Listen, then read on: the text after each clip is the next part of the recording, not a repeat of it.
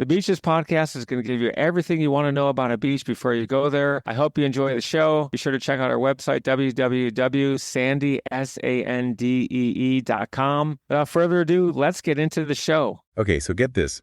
Someone wrote in wanting help planning a whole beach trip. Nice. Sounds fun. Right. And they picked Rehoboth Beach, Delaware.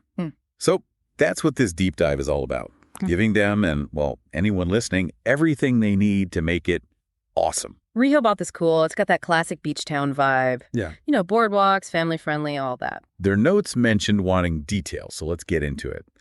First off, getting there. Right. Yeah. What's the travel situation like?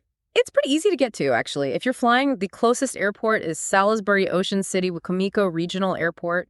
It's about 45 minutes from Rehoboth. Okay, that's not bad at all. But if you want more flight choices, Philadelphia International Airport is about 2.5 hours away. That gives you a lot more options. And of course, driving's always an option, especially for a beach trip, road trip vibes. Yeah, tons of people do that. It's within driving distance of a bunch of major East Coast cities, Baltimore, D.C., even New York City. Perfect. So travel's covered. Now, for the stay, the listener mentioned wanting a place for the whole family. What are some good options? Depends on what they're looking for, right? If they're thinking luxury, right on the beach, the Belmore Inn and Spa is fantastic. Fancy. Oh, yeah. It's averaging like $400 a night, though. Yo, that's a splurge. But it's worth it. The location's amazing, and the amenities are top-notch. Now, if they want something maybe a little more family-focused, the Boardwalk Plaza Hotel is a big hit. I'm seeing a theme here with the names. Well, it's right on the boardwalk. They've got a rooftop pool, prime location, the whole 9 yards. It's going to be around $300 a night. Still pretty nice. What about if they're on more of a budget? Plenty of options for that, too. Further from the beach, you can find tons of cute motels and vacation rentals. Those can go for as low as like $150 a night. Way more manageable. Exactly. So, yeah, lots of choices depending on what they're going for. Speaking of the boardwalk, that was like their big thing. You mentioned it's historic. Like, how old are we talking? Oh, yeah. Super old. It dates back to the 1870s, believe it or not. Oh, seriously? Yep.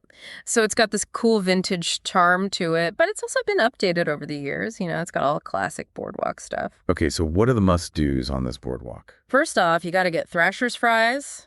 It's like hello there. Oh, yeah, I've heard of those. And funnel cake. Gotta have funnel cake. Of course. Yeah. What else is there? Games, rides, you know the drill. Ferris wheel, carousel, all that good stuff.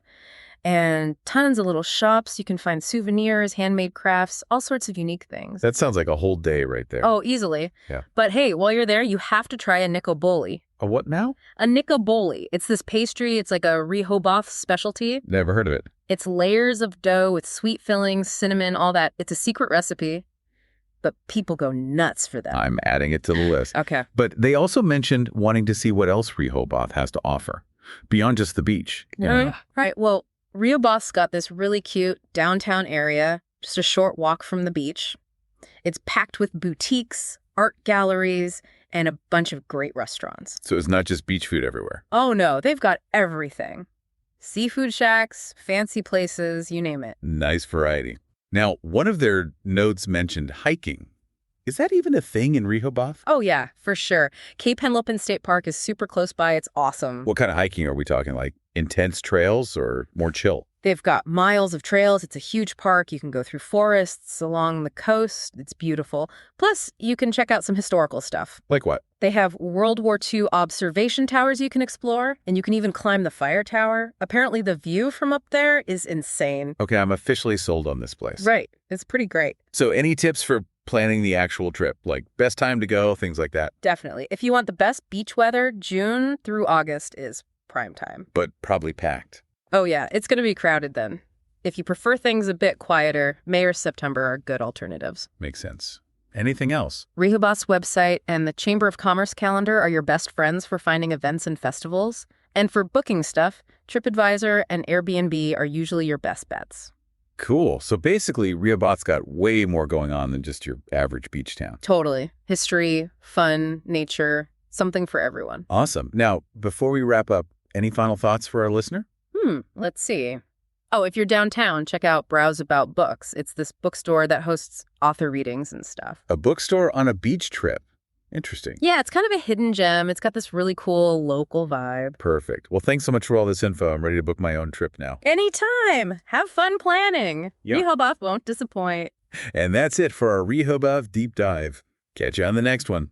Thanks for listening to the show, and be sure to tune in next week for your favorite episode about some of the best beaches and beach information in the world.